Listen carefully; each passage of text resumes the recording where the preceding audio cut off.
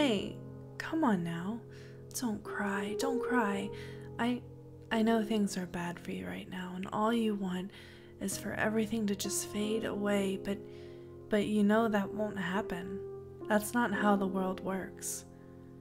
You were always a crybaby, and I know it's your only real way to cope with things, but you have to stop.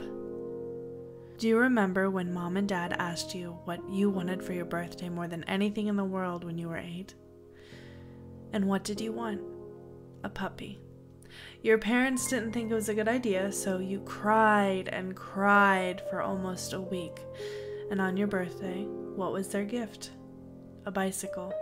So you cried and cried until you heard some little barks, and then you saw her running from the kitchen.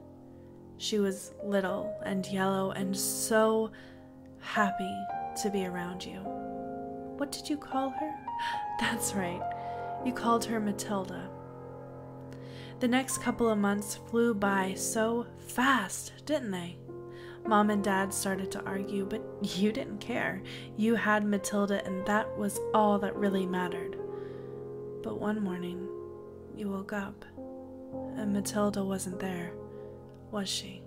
So you told your parents, and they immediately went looking for her, asking for you to trust them. And you cried until a few days later, they found her in a ditch. And you cried and cried until well after a week after you buried her. And you never wanted another puppy again. Do you remember a couple years later when Daddy came to see you after the divorce and he took you to see his new girlfriend? All the rage you felt, all the loneliness, all the deep feelings of losing something very important to you? Do you remember you asked your mom what you should do? In her drunken candor, saying that death is the only time that loss counts as keeping someone or something like Matilda. You spent your time in your room crying your eyes out again.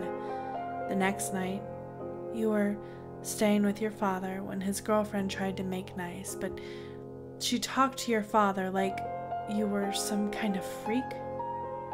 She won't open up to me, she said. She won't trust me, and I wish she would. And you cried yourself to sleep that night.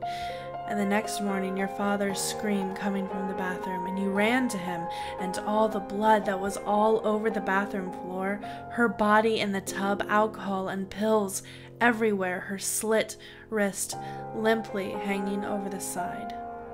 The shock must have been too much, because you didn't cry after that. In fact, even at the funeral you didn't cry. You seemed at ease about it. One would say that you were even happy about her death. To be honest, it was quite a while before you cried again. High school, I believe. Do you remember him? Johnny Whitmuller? He was such a nice kid. Football player, handsome, hardworking, had bought his own car by the age of 16. He was such a catch. You'd say you were the opposite. Shy, so reserved about everything, no friends to speak of, so alone. But out of the blue, he asked you to prom, and everyone was so shocked. Here he was, the big man on campus, and he wanted to go with some nobody wallflower instead of the captain of the cheerleaders. Word spread quickly.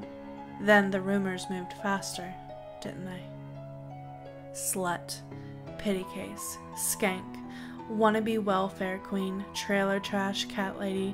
That one was the most preposterous. You don't really like animals now, do you? All these mean, hateful little words used to kill you from the inside out. You didn't outwardly cry, but everyone could see you wanted to.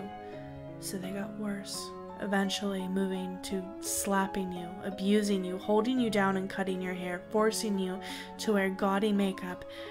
And the teachers? They never even lifted a finger.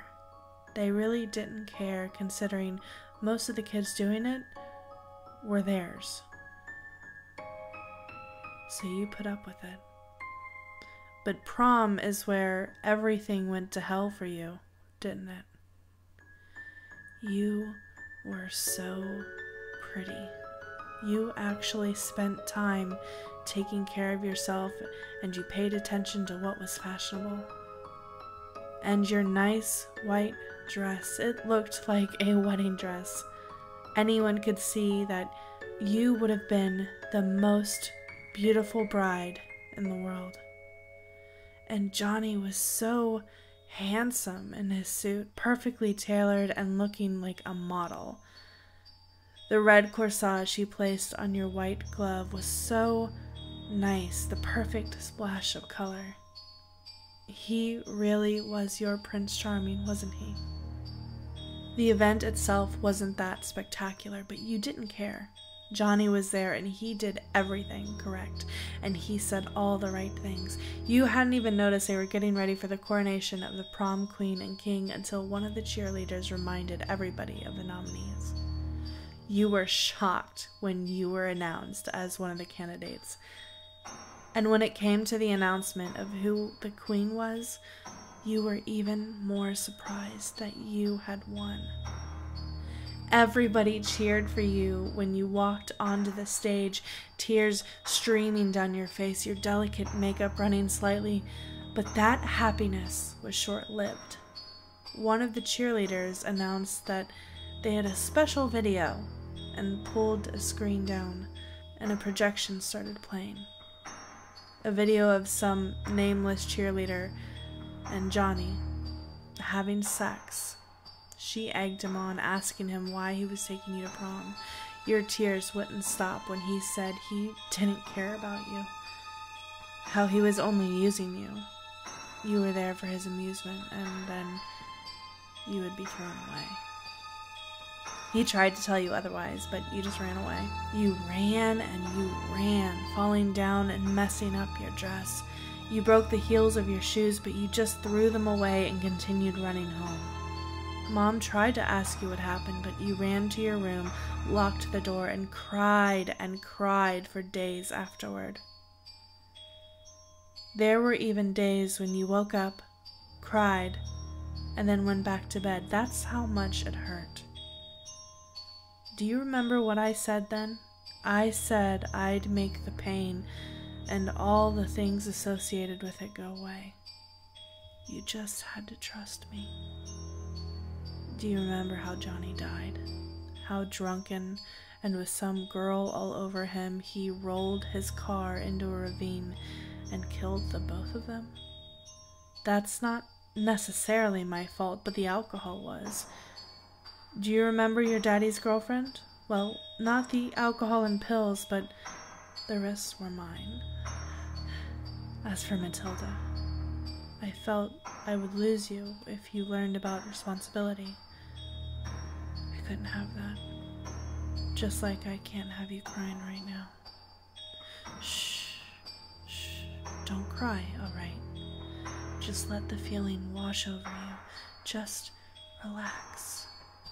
It's just something in your milk I put in there for you. So please, don't cry, okay? You know I don't want to see you cry. Just like I don't want to lose you. Mommy doesn't want to lose her precious, delicate little girl.